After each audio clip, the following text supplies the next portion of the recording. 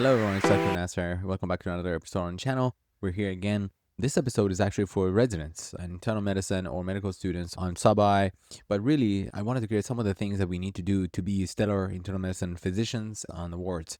And it really takes a lot of skill and communication to do really well at that. And so maybe this will also open your eyes to what kind of a job it will be as a hospitalist. But another side point that I want to say is that I say stellar resident, but I don't mean sacrifice your mental health and your lifestyle to be stellar, right? I want you to do things properly while also maintaining your lifestyle and being happy, healthy resident. Let's go ahead and get started. Pre-rounding excellence is very important, right? You arrive early, chart review, make sure you have all the positive pertinent labs and positive results, imaging especially. Arrive as early as you can, know the patient's story, try to know it better than you're attending. Try to get something out of the patient that you think no one knows. That way you get the depth of the problem. Communicating with patients' POAs, a lot of times patient could be demented, older, they can't make decisions for themselves, they could have intellectual disability or what have you. But you want to communicate those with the POA. Once you get the admission, call the patient's power of attorney or somebody who knows this patient really well and get a lot of information. And always make sure at least 2 a day that are new to you. And if your colleague is taking one, still know that patient, because learning from every case, even the most simple cases, are very important early on in your career. And try to remember these cases too. Patient interaction is very important. Always identify yourself. A lot of times patients already don't remember who came and talked to them because there's so many consultants, nurses, all these people. So it's very important to clearly tell them who you are and try to be as memorable as possible. And one of the ways to do that is to actually sit down at eye level when you're talking to the patient. There's research has shown that if you sit down for even a short period of time, it makes it look like you're there for longer. Always teach pathophysio. If you're telling them, oh, you have this, that, you always have to explain exactly what you mean by those terms. Teaching is a big part of being a physician, okay? A lot of times the reason they're admitted to the hospital is because they're doing something wrong at home and their lifestyle requires a lot of modification. So if you don't teach them, it's like you just come here, get the pills and out. Privacy is very important. Always get consent when you're ordering. For example, here in Florida, we order the consent for HIV before we test for HIV. Infection control, always before entering the room, check for the signs. And always hand hygiene is very key, not passing around the hospital acquired infections. And look at the door and see what sign. Is it contact percussion? Is it droplet? Whatever it is. Because sometimes I've seen people do the rounds too fast, go in and out, and they don't do the hand hygiene in, hand hygiene out. They don't know what the sign was. Clinical documentation, very important. Always have most specific assessments and always have the secondary 2 on it so you know exactly why this happened. Acute hypoxemic respiratory failure, likely secondary 2. And if it's multifactorial, you can say likely microfacteria. Acute metabolic encephalopathy, acute undifferentiated encephalopathy, likely secondary to this versus this. Always have a specific diagnosis and possibilities. And as your days go by and you see this patient, you're able to narrow down, make sure you're adjusting your assessments and updating them. MedRec is very key. If the patient comes from home and they know what the medication are taking, perfect. If they're coming from assisted living or they're coming from another facility, call that facility, get the latest list of medication they're taking. Call the POA if they can help you. On every admission, this needs to be done, even if they were here like 2 weeks ago, okay? You have to make sure that nothing has changed. A lot of issues are come from adverse events and reactions to new medications, okay? Make sure to get it work for 1 day in that day. That's very professional of you. The attendings love when you do finish work and notes the same day you are responsible for them. Don't leave anything open because we're going to forget. You're going to forget. It's going to get delayed. It doesn't look good, and plans need to be updated and done by the end of the day. Now, real-time updates are very important. If you're talking to patients, if you're calling POAs, if you're getting consultants involved, you always have to make sure everybody on the team knows those communications. Really something about smart ordering. A lot of times, medicine residents or other doctors, consultants, ordering a bunch of labs and tests and imaging without going to see the patient. I guarantee if you go and spend 5 minutes with the patient, a lot of the labs that you ordered before going to see them, you don't need. I've seen so many times where you order like a TPO, for example, a very expensive blood test, and then you go and the patient has a history of hypothyroidism. Consults very important. Please don't overuse consultants. You should be able to treat pneumonia. You should be able to treat acute diverticulitis. If you don't need a procedure done, you probably don't need to consult. If there's not a specialized testing needs to be done, if the diagnosis is not too complex, you should not need a consultant. Okay. Consultants are great, but they also require a lot of communication, and we all have to be on the same page, and we don't want to delay the discharge for the patient.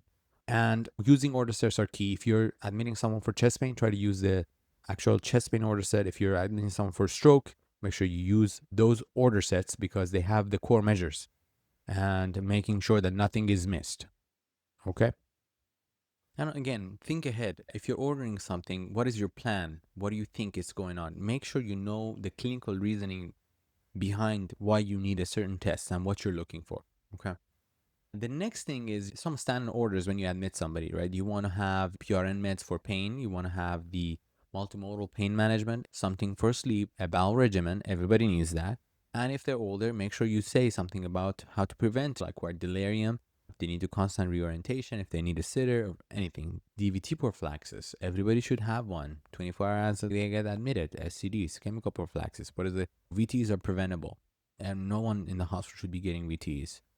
Incentive spirometry. Everybody should be getting it. Prevents atelectasis, pneumonias, complications, especially post-op and immobile patients. And appropriate lab frequency. If you don't need labs every day, don't order them. Maybe patient is here for a long time. You don't need to be ordering labs every day. Think about the cost. Think about how discomforting it is for the patient to get these labs. Fluid limits.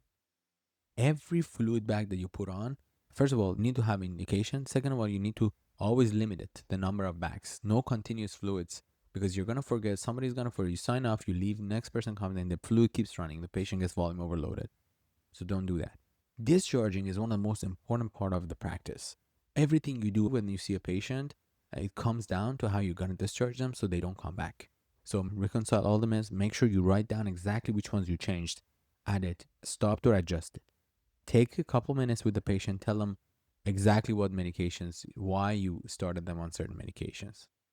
Follow up clarity. Make sure you say, call and schedule, because some people think that you've already gotten an appointment, but really they need to call and schedule an appointment. Always close the loop.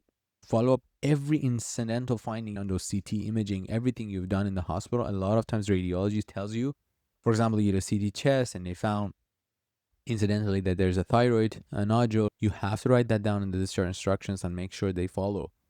And always make sure if you're putting parameters, don't put from medical reasons or labs. So for example, you can say completion of last dose of Rosefin, that's fine. But don't say if echo is normal. Because remember, the body of some of the reports, they could have things where that the impression doesn't, and you're expecting the nurse to look at the results and decide on that. So don't do that. Only put for things that, completion of dialysis, completion of antibiotics, last dose of this, those are fine. Arrangement for home health, but never put parameters that are medical, because anything medical, you need to compare and contrast. You need to take a look at those results and make sure they're fine. Communication and safety. Always be ready to escalate situations. If somebody tells you there's a major change in the vitals, neuro, breathing, always communicate to your upper and your attending. If you need to call the ICU, always notify the attending. And if somebody is leaving AMA, please take a few minutes to talk to them, prevent them from going if you can, because that patient is likely to come back in, first of all. If they leave AMA and they had a life-threatening situation, they could die. Another important thing is errors with medications. If somebody has an adverse reaction in the hospital to a certain medication, make sure you actually file it on their document, because, for example, we had a heparin-induced thrombocytopenia.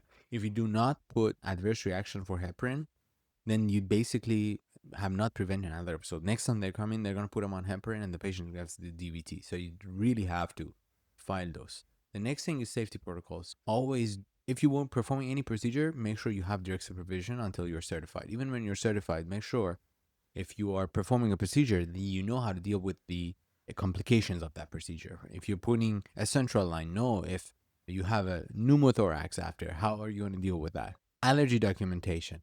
Document the specific reasons. Make sure you say that as specifically as possible.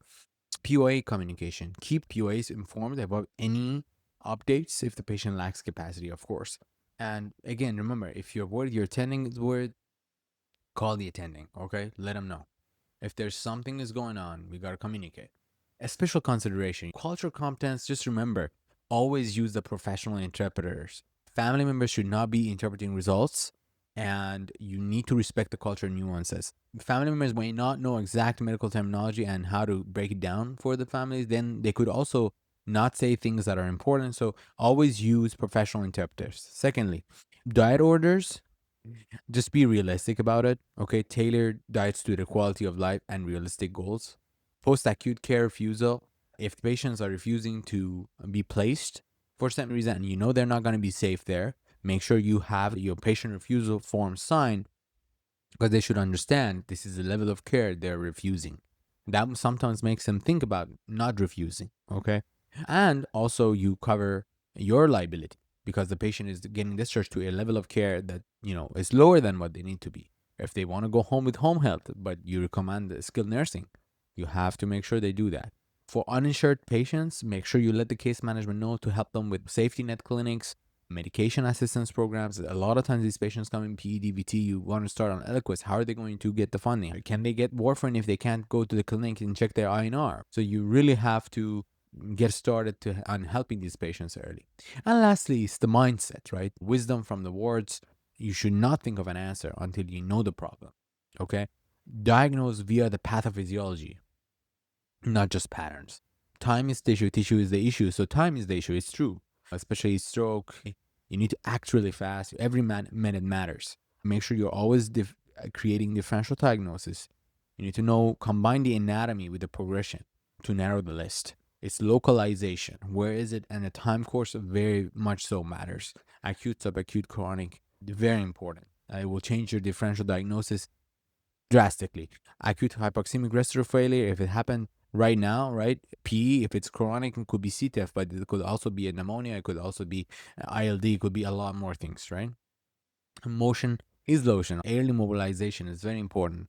Preventing deconditioning, delirium, a lot of issues. Make sure your patients are able to move and don't become bedbound throughout the whole hospital stay. They're there for 7 days and not moved out of bed. Think systemically and act compassionately. This is how you can start to become an excellent resident and a physician in the future. Be consistent. Make sure you're learning something every day and collaborate. Medicine is a team sport. We learn from each other and our experiences. Patient safety is very important. Always take that into account and always explain things in layman terms for patients to understand. So, if you enjoyed this episode, thank you so much for being here.